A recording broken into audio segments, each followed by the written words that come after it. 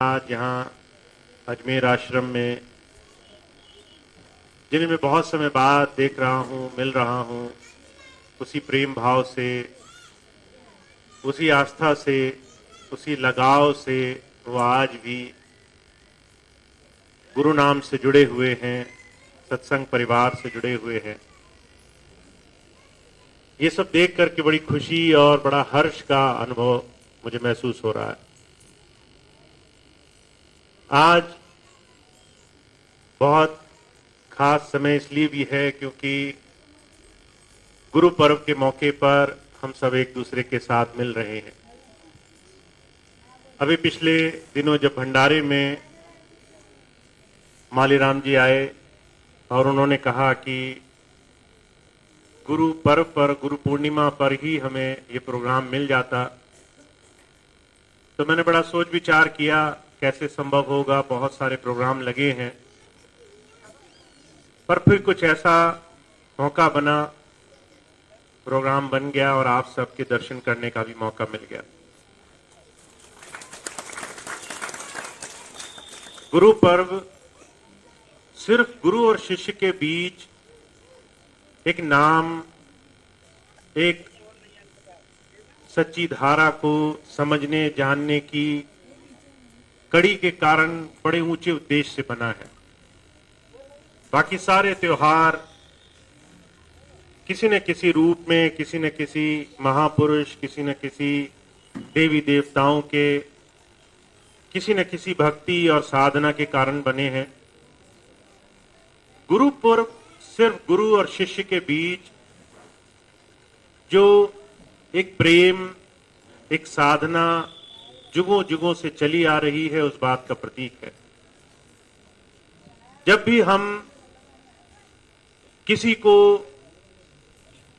अपने इष्ट के रूप में, साध के रूप में देखते हैं, जब भी हम गुरु रूप में किसी के साथ जुड़ जाते हैं, शिष्य बन जाते हैं और अपने जीवन में कुछ सीखने की शुरुआत करते हैं, जीवन में आंतरिक रौब पर आगे बढ़ने की, जीवन को और सफलता के, परमार्थ के करीब पहुंचाने के लिए जब हम शुरुआत करते हैं, तब गुरु और शिष्य का नाता बनता है। और जो सुरत शब्द योग का रास्ता है, गुरु तो वैसे संसार में बहुत से हैं, जो पढ़ाई लिखाई का ज्ञान दे वो भी गुरु है, जो जीवन का ज्ञान दे, व्यवहारिकता का ज्ञान दे वो भी गुरु है, जो काम काज में आगे बढ़ने में मदद करे वो भी कहीं ना कहीं हमारे लिए गुरु का ही रूप होता है।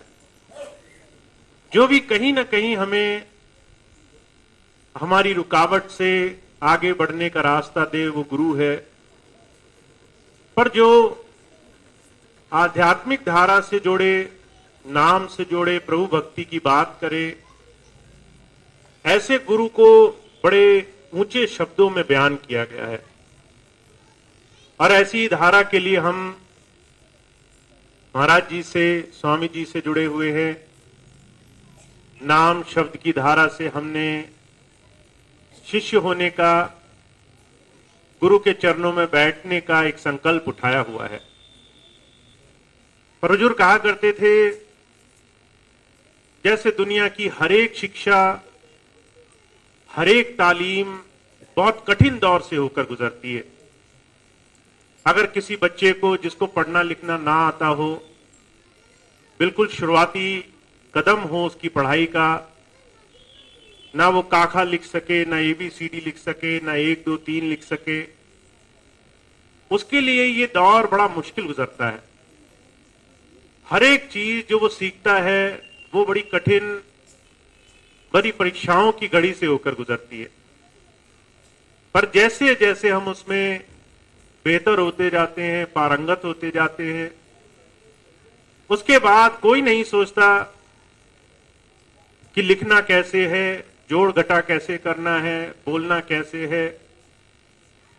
जो तमाम शिक्षाएं हमने अपने प्रारंभिक जीवन में शुरुआत में ली, एक समय के बाद हमें सोचना भी नहीं पड़ता कि उसका इस्तेमाल कितनी आसानी और सहजता से किया जाए।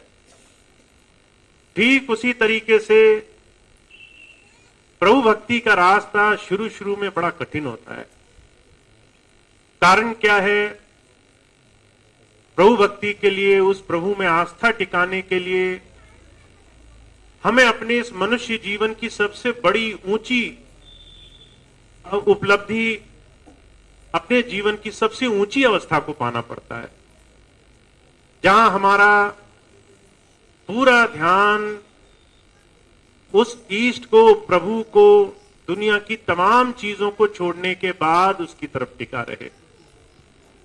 मिसाल के तौर पर जब आप मंदिर जाएं, किसी पूजा पाठ में लगे, तो जो आपकी हालत होती है, जो आपकी स्थिति होती है, वो पूरी समर्पण की होती है।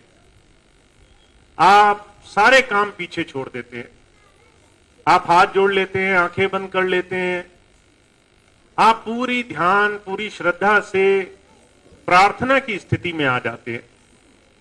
अब जिसकी भी आप प्रार्थना कर रहे हैं, चाहे वो मंदिर हो, चाहे पूजा पाठ हो, चाहे कोई भी साधना हो, उस वक्त न शरीर का ख्याल है, न काम काज की चिंता है, न जीवन का ख्याल है। आप थोड़ी देर जिसके भी सामने सर झुका रहे हैं, अपनी सबसे ऊंची अवस्था में है। आपको दुनिया की किसी चीज में उस वक्त कोई लालसा नहीं सता रही। महाराज जी कहा करते थे, जो सूरत शब्द योग का रास्ता है, जो गुरु देने के लिए आया है और जो पाने के लिए हम शिष्य बने हैं, हमें ये बात समझनी है कि ये हमारे इस मनुष्य जीवन की, इस शरीर की सबसे ऊंची अवस्था है। वो अवस्था जहां पर दिनचर्या में किए जाने वाले सारे काम, चाहे वो दुनिया का कोई भी काम हम करते हो, कारोबार हो, परिवार हो, अपने भूत भविष्य की चिंताएं हो, रोग हो, शरीर हो, इन तमाम चीजों से एक स्तर ऊपर जब आप प्रार्थना करते हैं, पूरे प्रेम भाव से समर्पण करते हैं, अपने मालिक की 2 घड़ी याद करते हैं, याद करके सब कुछ उसके आगे निछावर कर देते हैं, उस वक्त आपको अपना कोई भी नजदीकी, कोई भी संबंधी, पति पत्नी बच्चे, कोई भी याद नहीं रहते, आपको अपनी भी सुध-बुध नहीं रहती। वो क्षण भर का जो बड़ा ऊंचा स्तर, बड़ी ऊंची अवस्था हम अपने जीवन में ला करके उस मालिक की याद करते हैं, वो योग, वो जुड़ाव, वो प्रभु भक्ति का रास्ता गुरु देने के लिए आता है, सूरत शब्द योग का। अब ऐसे योग को पाने के लिए महाराज जी कहा करते थे, अगर थोड़ा कष्ट उठाना पड़े और दिनचर्या में अगर थोड़ा सा वक्त देना पड़े उस मालिक को, चलते फिरते से ही, सुबह शाम उठते से ही, वो समर्पण भाव लाने के लिए अगर थोड़ा सा समय निकालना पड़े, तो ये हमारे उस जीवन में, उस दिन में सबसे बेशकीमती समय हुआ, सबसे बहुमूल्य समय हुआ, सबसे जीवन का सबसे ऊंचा क्षण हुआ जो हमने उस मालिक की याद में गुजार दिया। गोस्वामी जी ने कहा है, एक घड़ी आधी से पुनियाद, तुलसी संगत साध की हरे कोट अपराध। जरा सा क्षण भर का समय उस प्रभु की याद में गुजारने का एक नियम हमारे जीवन में हमें ऐसी प्रभु भक्ति, ऐसी साधना की तरफ ले जाता है जो हमारे इस जीवन की संपूर्णता का आधार है। तो हम सब बड़े भाग्यशाली हैं, गुरु पूर्णिमा के इस माह में, इस महीने में, इस अवसर पर हम गुरु की याद करके फिर से इस धारणा को बड़े पवित्र, बड़े ऊंचे स्थान पर ले जाने के लिए आए हैं। मुझे बार बार ये बात इसलिए भी कहनी पड़ती है क्योंकि नाम लेने के बाद, गुरु चरणों से जुड़ने के बाद बहुत कम ही लोग हैं जो इस मर्यादा का, इस बहुत ऊंची अवस्था का ध्यान रखते हैं। जब तक हम इस बात का ध्यान नहीं रखें, महाराज जी कहा करते थे, दो गुरु प्रेमी साथ बैठे और गुरु चर्चा न हो तो वो गुरु प्रेमी कैसे हुए। अगर दो शराबी साथ बैठे और शराब पीने की एक बार बात भी ना कहें तो उन्हें कोई शराबी नहीं कहता। जुआरी हो पास बैठे और जुए की उन्हें याद ना आ जाए, कोई लत करने वाला हो और दूसरे उतने ही स्वभाव के आदमी के साथ बैठे और वो ये ना कहे कि मुझे कुछ नशा करा दो, ये बात संभव नहीं है। ऐसे ही गुरु प्रेमी की पहचान तब होती है जब वो किसी दूसरे प्रेमी के पास बैठे और गुरु चर्चा में लीन हो जाए, बिना किसी बात के कहीं ना कहीं उसके मुंह से गुरु चर्चा निकलने लगे। तो ये गुरु चर्चा करने से, गुरु की याद करने से, गुरु का ध्यान करने से, गुरु को अपने मन में बसाने से हमारे जीवन में गुरु भक्ति की शुरुआत होती है। और बहुत से लोग इस बहकावे में हैं, इस भुलावे में हैं कि वो बहुत ऊंची अवस्था में पहुंचे हुए हैं। मैं सिर्फ अपना उदाहरण लेता हूं। मुझे किसी के ऊपर कोई आंकलन करने की, किसी को कुछ भी कहने की अवस्था नहीं। आज से 10 साल पहले जब मैंने धीरे धीरे आश्रम की स्थिति और आश्रम की व्यवस्था देखते हुए ये पाया कि हम जहां बैठे हैं, जिस स्थान पर बैठे हैं, वहां पर अगर गुरु नाम की चर्चा ही सबसे बड़ा और सबसे जरूरी हमारे जीवन का अंग ना हो तो फिर उस स्थान पर बैठने का कोई फायदा नहीं।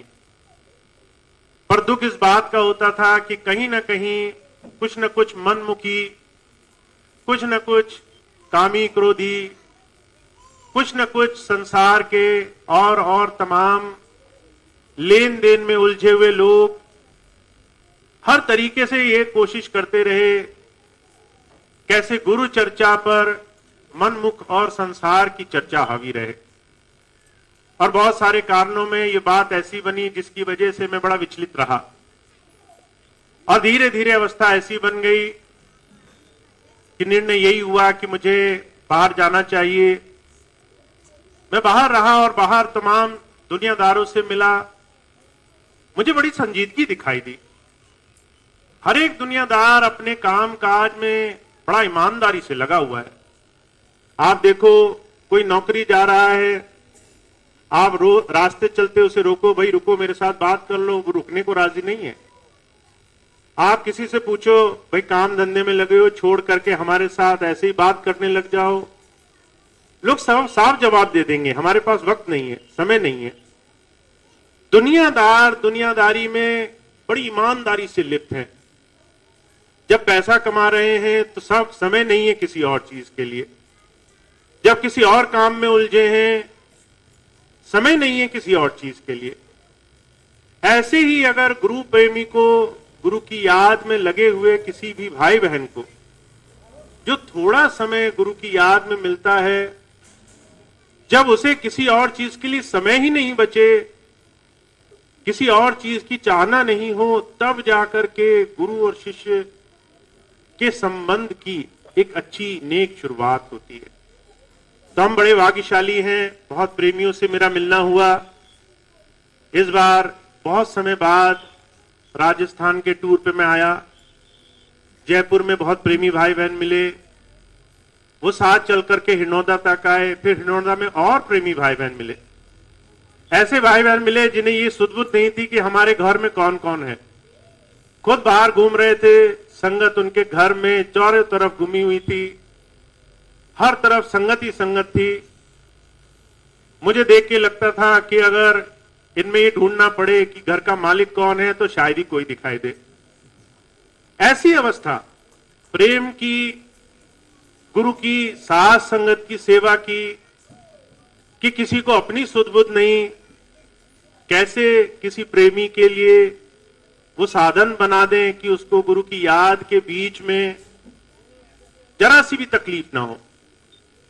जब ऐसे प्रेम भाव से हम लगते हैं तब जाकर के गुरु भक्ति, गुरु के प्रेम का रास्ता सफल होता है।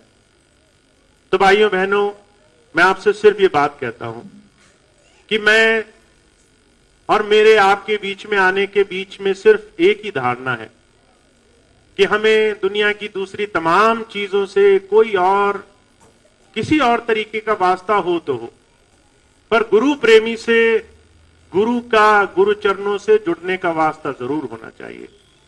गुरु की याद से जुड़ने का हमारा ध्यान, हमारी लगन जरूर होनी चाहिए। और अगर वो नहीं है तो हम कुछ भी और हो सकते हैं, हम गुरु प्रेमी नहीं है। हम कुछ भी और हो सकते हैं, गुरु और शिष्य के नाते को हम पावन नहीं कर रहे हैं।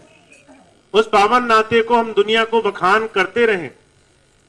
गुरु ऊपर बैठ कर देख रहा है कि ये अभी उस चौखट तक भी नहीं पहुंचा जहां चल करके इसे सारे काम करने हैं। तो इस बात का मेरे मन में बड़ा भाव है। दुनिया में कोई कुछ भी कहे, मैं इस चीज को बड़ी मान्यता देता हूं कि अगर हम सही मायनों में सेवा और गुरु प्रेम में नहीं लगे हैं तो फिर हमें ऊंचे स्थान की कोई आवश्यकता नहीं है। वो स्थान हमें न्याय नहीं दिला पाएगा। और इसीलिए मैंने संकल्प लिया, आप सब जानते हैं, बहुत से लोग जो अभी 3-4 महीने से कभी भी मेरी बात सुनते रहे होंगे, हमने संकल्प लिया कि हम जो गुरु का मंच है, गुरु की जो स्थान है जहां पर गुरु जी बैठ करके अपनी बात कहते थे, उसको फिर वो पावन स्थान दिलाएंगे, ताकि उस स्थान पर गुरु प्रेम और गुरु की सेवा का, साथ संगत की सेवा का ऐसा उदाहरण करने वाला ही बड़े प्रेम भाव से बैठे। और जब बैठे तो गुरु की याद करे, गुरु का ध्यान करे, गुरु सेवा का बड़ा अनुपम उदाहरण प्रस्तुत करे। तो मेरा तो संकल्प यही है कि सेवा में मैं सबकी हूं और हमेशा लगा रहूंगा, पर हमें एक बड़ा ऊंचा उदाहरण प्रस्तुत करना है गुरु और शिष्य के नाते का, चाहे उसके लिए हमारा जीवन ही क्यों ना गुजर जाए। हमें यह धारणा स्पष्ट करनी है, दुनिया के सामने रखनी है कि जब तक हम मन वचन कर्म से गुरु के सामने, गुरु के पीछे और 24 घंटे अपने जीवन में गुरु की बताई हुई शिक्षाओं को धारण नहीं कर लेते, जब तक मान बढ़ाई में उलझे हुए हैं, निंदा चुगली में उलझे हुए हैं, काम क्रोध में उलझे हुए हैं और उसको छोड़ने का हम प्रयास तक नहीं कर रहे, तब तक हमारी मंजिल, हमारा मकसद बहुत दूर है। हमें कहने का भी अधिकार नहीं है कि हम पूरी तरह से गुरु की सेवा में लग करके उस काम को जीवन में कर पा रहे हैं। तो मेरे लिए तो ये प्रेम का सौदा है। जो जो प्रेम करेगा उसके लिए गुरु भक्ति का मार्ग बहुत आसान है, उसे किसी और चीज की आवश्यकता नहीं है। और इस बात का जीता जागता उदाहरण मैंने अभी पिछले 2-3 महीने में देख लिया। जहां जहां लोग व्यवस्था में लगे थे वो फेल हो गए, जहां जहां लोग गुरु प्रेम में, गुरु की साथ संगत की सेवा में लगे थे, अपना सब कुछ निछावर करके गुरु की सेवा में लगे थे, वो भारी नंबरों से पास हो गए। तो हमें इस बात का बहुत ध्यान रखना है कि हमें किसी और के दिखावे की, किसी और के सर्टिफिकेट की, किसी और की पढ़ाई की जरूरत नहीं है। वो गुरु महाराज देख रहे हैं, खुद ये बात जानते हैं कौन कितनी श्रद्धा से गुरु भक्ति में, गुरु सेवा में, गुरु की याद में लगा हुआ है। और दूसरी बात ये कि आप सबके इतने प्रेम से हर जगह मौजूद होने के लिए, इतने मन से, इतनी सेवा भाव से साथ संगत की सेवा के लिए जो भी आप प्रयास करते हैं, जिस तरह से भी आप लगते हैं, उसके लिए मेरे मन में, मेरे हृदय में एक बड़ी ऊंची भावना है। क्योंकि जो प्रेम भाव से किसी भी साथ संगत की सेवा में लगता है और बहुत ही मीठी वाणी से किसी को 2 क्षण के लिए गुरु की याद दिलाने के लिए थोड़ा सा भी प्रयास करता है, उसकी सेवाएं सारी सेवाओं से ऊपर हैं, उसके प्रयास सारे प्रयासों से ऊपर हैं, उसकी कोशिशें दुनिया की हर एक लेन देन की चीज से ऊपर है। तो आप सब लोग बहुत प्रेमी हैं, मैं देख रहा हूं पिछले बहुत दिनों से सभी भाई बहन कैसे प्रेम भाव से सबके साथ लग करके सेवा में, भजन सिमरन में, सत्संग में लगे हुए हैं। आप सबके हर एक प्रयास को स्वामी जी देख रहे हैं। आप जितना प्रेम से गुरु को याद करोगे उतने प्रेम से आपके जीवन में सारे काम में स्वामी जी महाराज जी मौजूद रहेंगे। आपके हर एक काम में वो आगे बढ़ करके आपके काम आसान करेंगे, ऐसा मेरा विश्वास है, ऐसी मेरी हमेशा प्रार्थना रहती है। आज गुरु पूर्णिमा का ये मौका, गुरु पूर्णिमा का ये महीना आप सबके बीच में गुजर रहा है, मुझे बड़ी खुशी है। और इसी प्रेम भावना के साथ कि मैं हमेशा जब भी आपके बीच में आऊं आपका प्रेम बढ़ता ही जाए, आपकी सेवा बढ़ती ही जाए। आप जब भी किसी प्रेमी को देखो आप उससे ऐसे मिलो जैसा कोई भाई बहन भी आपस में नहीं मिलता।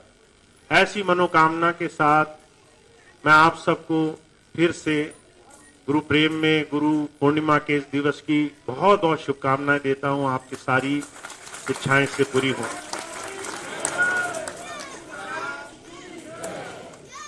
एक दो सूचनाएं मैं आपको बताऊंगा, आप लोग उसका लाभ उठा लेंगे।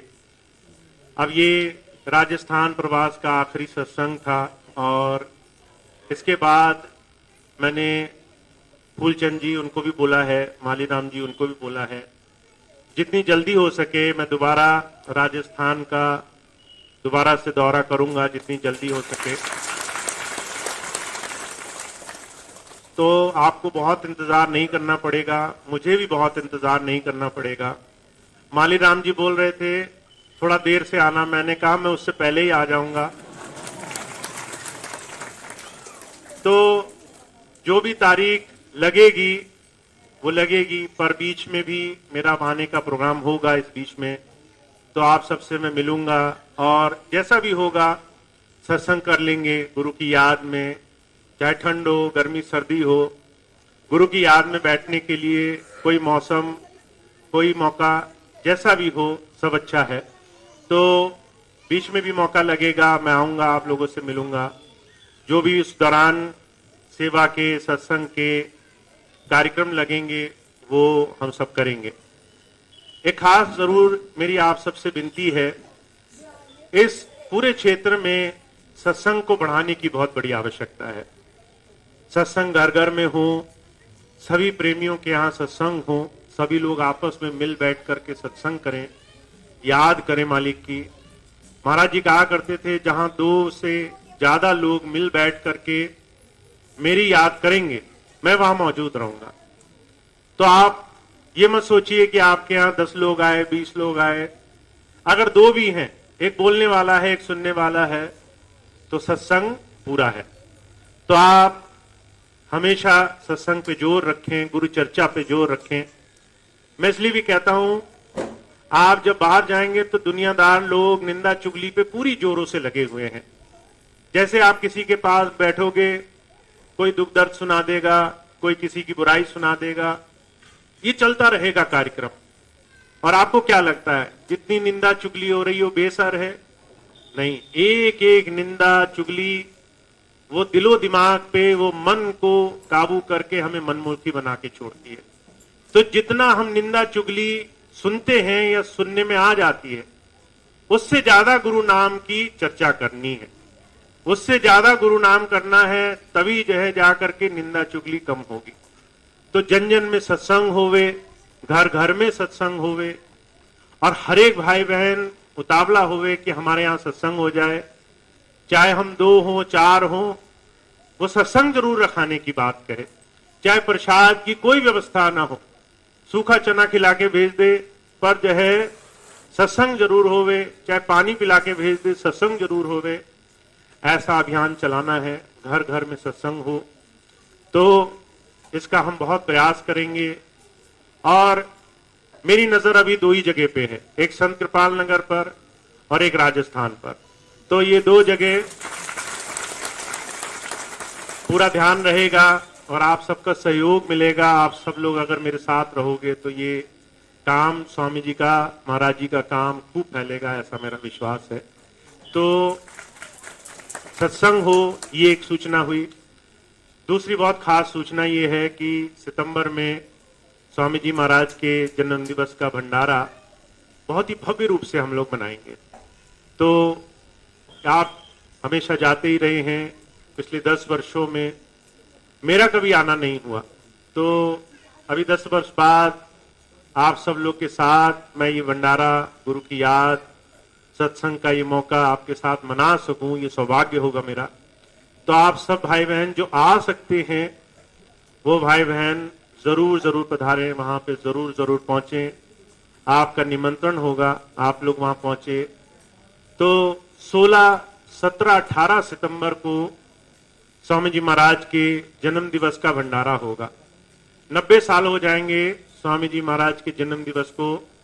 तो बहुत ही विशेष रूप से, बड़े प्रेम से, बड़े ही भव्य रूप से मनाएंगे, खूब प्रेम से मनाएंगे। चाहे सुख सुविधाएं हो नहीं हो, चाहे दुख तकलीफें हो, पर गुरु की याद में बैठेंगे 2-3 दिन। तो 16, 17, 18 सितंबर को आप सब लोग, हार्दिक आपका अभिनंदन होगा। आप पहुंचे वहां पे भंडारे में, आप लोग जरूर जरूर पहुंचे। जो भी भाई बहन उसके लिए पहले डेलीगेट कभी बनते थे, तो डेलीगेट बनने की व्यवस्था यहाँ पे अजमेर में भी होगी, और हिरनौदा से माली राम जी, और जयपुर में डॉक्टर साहब, तो सेंटर इंचार्ज, जो भी सत्संग के इंचार्ज हैं, वो सब ये व्यवस्था संभाले हुए हैं। डेलीगेट आपको बनना हो तो उसमें अगर आप वहां जाएं, आपके लिए कमरा, रहने की व्यवस्था, खाने की पीने की व्यवस्था हो जाती है, ताकि आप बस वहां जाओ और सेवा में लग सको। आपको इन छोटी छोटी चीजों की चिंताओं में पूरे 3 दिन ना निकल जाए। तो डेलीगेट की व्यवस्था सत्संग इंचार्ज के पास है, पूछ लेंगे, जानकारी ले लेंगे, वो सारी सूचनाएं आपको मिलेंगी। तो एक बार फिर से 16, 17, 18 सितंबर आप सब लोग पहुंचे, साथ मिल बैठ करके स्वामी जी की याद करेंगे, सितंबर का भंडारा मनाएंगे, गुरु की याद करेंगे। तो बहुत ही भव्य रूप में भंडारा होना है। मैं सबको बोल रहा हूं, सब आने वाले हैं, इसलिए जिनको आना है पहले से ही मन पक्का कर लें, आखिर तक ना रुकें, ताकि बाद में कहीं जगह नहीं मिले तो फिर परेशान हो कि हमने बहुत देर में निर्णय किया। तो जल्दी से जल्दी निर्णय कर ले। तो भंडारा होना है, आप सब लोग पहुंचेंगे, ऐसी मेरी बहुत बड़ी मनोकामना है, मेरा विश्वास है। अब आगे का प्रोग्राम इधर का, राजस्थान का तो समाप्त होगा। एक बात और है, नामदान आज नहीं हो पाएगा। नामदान आज नहीं हो पाएगा। नामदान अब सितंबर भंडारे में होगा, या अगली बार जब यहाँ राजस्थान का दौरा होगा तब होगा। तो जो भाई बहन नामदान के लिए हैं वो सत्संग से जुड़े रहें, तब तक खूब सत्संग करें, खूब लगन लगा के रखें, ताकि जब नामदान मिले तो जो है काम एकदम में ही पूरा हो जाए, एक बार में ही बात बन जाए। तब तक खूब गुरु प्रेम से लगे रहें। तो नामदान नहीं होगा, इसके बाद लंगर प्रसाद की व्यवस्था होगी और सारी सूचना